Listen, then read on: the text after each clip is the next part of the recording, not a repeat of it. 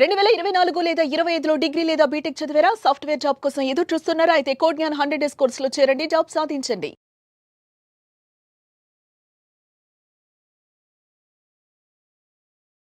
నమస్కారం విజయ మేడం. నమస్తే శిరీష. మనకి అందరూ నచ్చాలని రూల్ లేదు. అలా నచ్చకపోవడానికి కూడా మన దగ్గర చాలా కారణాలు ఉంటాయి. ఆ సిచ్యువేషన్ బట్టో, లేదు అంటే వాళ్ళు మనతో ప్రవర్తించే విధానం బట్టో, వాళ్ళ యాటిట్యూడ్ బట్టో రకరకాల కారణాలు. అలా మనకి ఒక పర్సన్ నచ్చలేదు అని మనం ఏ విధంగా ఎక్స్ప్రెస్ చేయొచ్చు అంటారు? సో ఆ వ్యక్తి ఎవరు, ఆ వ్యక్తులు అన్న దాన్ని బట్టి అసలు కొన్నిసార్లు మనం ఎక్స్ప్రెస్ చేయాల్సిన అవసరం కూడా రాకపోవచ్చు. అంటే వాళ్ళు ఎవరో బయట వ్యక్తులు, సో మనకి ఎప్పుడో కలిసాం 1-2 సార్లు, వాళ్ళ విధానం కానీ వాళ్ళ యాటిట్యూడ్ కానీ నువ్వు చెప్పినట్టు మనకు నచ్చలేదు.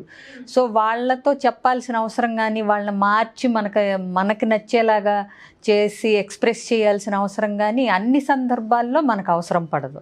ఈ వ్యక్తులు ఎవరైతే మనకి కొన్ని నచ్చట్లేదో వాళ్ళ బిహేవియర్లో, వాళ్ళు మన ఫ్యామిలీ మెంబర్స్ అయితేనో, లేదంటే వర్క్ ప్లేస్లో మన కొలీగ్సో, లేదా మన చుట్టాలు, మనకి వాళ్ళతో మనం ఎక్కువ మట్టుకు ఇంటరాక్ట్ అవుతాము, వాళ్ళతో కలవాల్సిన సందర్భాలు వస్తూ ఉంటాయి అన్నప్పుడు మనకి ఇబ్బంది అనేది మొదలవుతుంది. అంతే కదా? అంతే.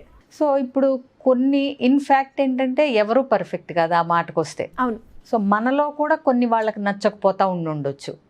సో ఎంతవరకు వాటిల్ని చూసి చూడనట్టు కొన్ని వదిలేస్తే వాళ్ళతో మనకి పర్వాలేదు, అవసరమైనప్పుడు మాట్లాడి అట్లా రిలేషన్ మెయింటైన్ చేయొచ్చు, కొన్ని లెట్ గో చేస్తూ కొన్ని చూసి చూడనట్టు వాళ్ళంతే అని అనుకోగలిగితే కొంతవరకు అక్కడ ఒక ఫిల్టర్ చేయగలుగుతాం. అలా కాకుండా ఇది వీళ్ళల్లో అసలు ఈ లక్షణాన్ని, అసలు ఈ విధానాన్ని, ఈ యాటిట్యూడ్ని అసలు నేను భరించలేకపోతున్నాను, వాళ్ళని చూస్తేనే వాళ్ళతో మాట్లాడాలనిపించట్లేదు, చాలా ఇబ్బందికరంగా ఉంటుంది, కానీ వాళ్ళతో రిలేషన్ మెయింటైన్ చేయాలి అనుకున్నప్పుడు పెద్ద టాస్క్ అక్కడ మొదలవుతుంది. ఓకే. సో అప్పుడు ఏంటంటే అట్లీస్ట్ మనం వాళ్ళకి ఇది ఎట్లా మనల్ని ఇబ్బంది పెడుతుంది అనేది అందంగా కమ్యూనికేట్ చేయొచ్చు.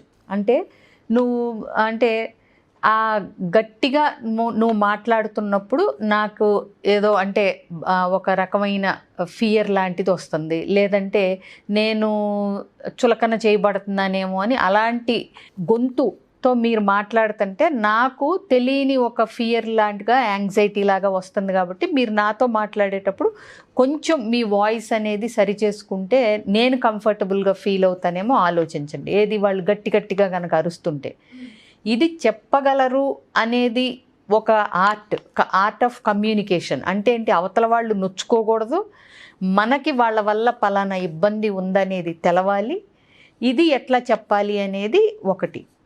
ఇంకొకటి, మన వైపు నుంచి ఏం చేంజెస్ చేసుకుంటే వాళ్ళ నుంచి ఆ ఇబ్బందులు రాకపోవచ్చు, అది కూడా చూసుకోవాలి మనం. ఓకే.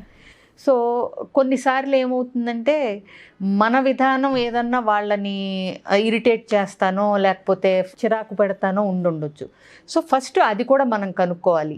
ఎందుకు అంత గట్టిగా మాట్లాడుతున్నారు, నేను మాట్లాడిన దానిలో ఏదన్నా మీకు అంటే కరెక్ట్గా అనిపించలేదా అని మనం అడిగామనుకోండి, ఇక్కడ వాళ్ళని మనం పాయింట్అవుట్ చేయట్లేదు, ముందుగానే మనది ఏదన్నా వాళ్ళని ఇరిటేట్ చేసిందా అనే క్వశ్చన్ మనం వచ్చినప్పుడు ఏంటంటే వాళ్ళు ఇంట్రాస్పెక్ట్ చేసుకుని అబ్బే లేదండి అంటే, అదే మీరు కొంచెం గట్టిగా మాట్లాడుతుంటే నేనేమన్నా అన్నానా అని నాకు డౌట్ వచ్చింది అని మనం అన్నప్పుడు ఓకే, మనం గట్టిగా మాట్లాడటం వాళ్ళకి ఇబ్బందికరంగా ఉంది అనేది అవతల వ్యక్తులకు అర్థమవుతుంది. అట్లాగే కొలీగ్స్ స్లోగా కొంచెం ఫ్రెండ్స్ అయినప్పుడు కానీ ఏదైనా సరే కొంచెం బౌండరీస్ సెట్ చేయటం. ఓకే, అంటే ఏంటి, వాళ్ళ వర్క్ మనకి ఇచ్చేస్తున్నప్పుడు ఆ యాటిట్యూడ్ మనకు నచ్చకపోవటం కానీ, లేకపోతే వాళ్ళు చేయాల్సింది మన మీద పెట్టేసి అది నువ్వే చేయాలన్నట్టు కానీ, కొన్ని మన మీద తోసేస్తూ ఉంటారు కొన్నిసార్లు, రెస్పాన్సిబిలిటీ కానీ బ్లేమ్ కానీ ఏదైనా సరే. దాన్ని మనం క్లియర్గా చెప్పొచ్చు, మీరు చేసేది నాకంత కరెక్ట్ అని నాకు అనిపించట్లేదు, మేబీ నేను ఇలాంటి ఎంటర్టైన్ చేయను, ఇంతవరకు అయితే నాకు ఓకే, కానీ అది దాటితే ఐ కాంట్ టేక్ అనేది మన ఏదైతే తీసుకోలేమో అది వాళ్ళకి క్లియర్గా చెప్పొచ్చు, వర్క్ ప్లేస్ కాబట్టి. ఇకపోతే కుటుంబ సభ్యులు ఉంటారు, వాళ్ళది అంటే మనం చెప్పాలి, వాళ్ళకి అర్థం చేయించాలి, ప్లస్ దానివల్ల మనకి ఇబ్బంది రాకూడదు, వాళ్ళు హర్ట్ అవ్వకూడదు. ఎందుకంటే వాళ్ళతో రిలేషన్ మనకి పర్మనెంట్ ఎప్పటికీ ఉంటుంది కాబట్టి వాళ్ళతో ఏదో టేక్ ఫర్ గ్రాంటెడ్ అని ఎందుకు అలా అరుస్తావు, నీకు అరిస్తే నచ్చదని ఎన్నిసార్లు చెప్పాను, ఇలా చెప్పే కంటే నువ్వు అరవటం వల్ల నాకు కొద్దిగా ఇన్కన్వీనియంట్గా ఉంటుంది, అదే మెల్లగా చెప్పు అని చెప్పొచ్చు. లేదా 2-3 సార్లు అయిన తర్వాత నువ్వు ఇంకొకసారి కనుక అరిసి చెప్తే తెలియకుండానే నేను కూడా అరుస్తానేమో, తర్వాత మళ్ళీ నన్ను అనకూడదు నువ్వు అరిచావని చెప్పి. ఇట్లా కొన్ని టెక్నిక్స్ అంటే ఏంటంటే, ప్లస్ అవతల వ్యక్తులు అరుస్తున్నప్పుడు వాళ్ళు ఫుల్ పీక్లో కోపంలో ఉన్నారని తెలిసినప్పుడు మనం కొంచెం ఆ టైంలో మాట్లాడకూడదు.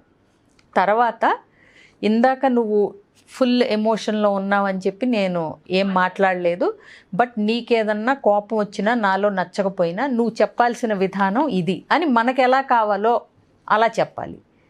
నేను ఇంకోసారి ఇట్లా అరిస్తే దాన్ని ఎంటర్టైన్ చేయదలుచుకోలేదు. నీ కోపం రావచ్చు, సహజం అది, బట్ నీ కోపం వచ్చినప్పుడు నాకు ముందే ఇలా హింట్స్ ఇవ్వు, ఇలా చెప్పు, అలా చెయ్యి అని చెప్పి మనకెట్లా కావాలో అలా చెప్పొచ్చు.